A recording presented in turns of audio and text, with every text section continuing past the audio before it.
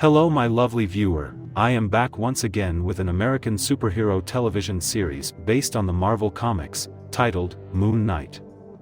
Watch the full video to find out the interesting part and please take care.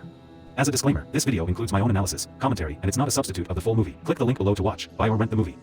In the beginning of this episode, we see a weird man breaking the glass with the help of the cloth, putting the glass pieces into his slippers and wearing them. Then he walks over to the empty room. Meanwhile, we are introduced to Steve, who is a former US Marine. He wakes up and seems like he lives alone and becomes ready for the work. He has one golden fish whom we can call his friends, companion, or room partner. He catches the bus and goes to museum. He works for the British History Museum. After the Marine, he wants to travel and wants to be a tour guide but is stuck in museum. He returns to his house, but couldn't sleep. He plays puzzles to keep his mind active. He gets bored with the puzzle and starts to read the book. Shortly, we see him awaken in the middle of a large field near the mountainous village. He is bleeding from his mouth and suddenly strange voice informs him that he is not supposed to be in that place and asks him to surrender his body to Mark. The voice means to ask him to hand over the control that he has. In the next scene, we see, he is trying to call the man, but they shot at him. He runs quickly from there and reaches the small town. He finds there a man with long hair, a spiritual leader called Arthur. This is the same man whom we have seen at the beginning of this episode. The man with the glass on his shoes. He is there as the rescuer to rescue the people from their sins. He says to people that his soul's purpose is to make this place as close to heaven. He then kills a woman from his religious power. The two men with the gun are still searching for Steve. One of the men informs Arthur about Steve. Soon, Arthur finds him and asks him to hand over the Egyptian scarab. Steve is about to give Arthur the Egyptian scarab but the same strange voice orders him not to give anything. They try to take the Egyptian scarab but some strange power doesn't allow Steve to hand over it. Soon he finds that he had killed all the people who had tried to take Egyptian scarab and find Egyptian scarab sticks in his bloody hand. Soon, he gets surrounded by several people. Steve takes the cupcake van and drives away from there.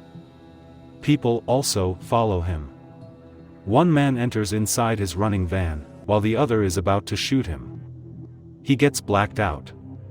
When he wakes up, he finds a gun in his hand but the man is dead and others are still following him.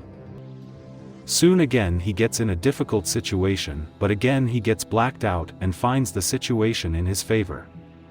The strange voice is assisting him all the time. There's a pretty smooth scene that cuts back and forth where Steve blacks out and those soldiers are removed. Suddenly he wakes up in his bed. He assumes that he had a bad dream. But shortly he finds that Gus has two fins. Then he remembers that he has a date. He quickly goes to the restaurant and calls the girl. He finds that he is 2 days late. He had a date 2 days before, which means he was sleeping for 2 days straight. Feeling depressed and sad, he returns to his apartment but finds some scratches on the floor. This confirms that something has happened in between. He finds his mobile phone and notices several missed calls from Layla. This might be the signal from the series that Steve might be living a double life. Suddenly, he gets a call from Layla. She seems so worried about him, but she calls him Mark. Steve is astounded to find the girl calling him Mark. Again the same strange voice warns him not to call anymore otherwise, he would get in trouble. In the museum, he finds Arthur, the religious man. Steve calls for help but finds that the guard is also part of a religious group.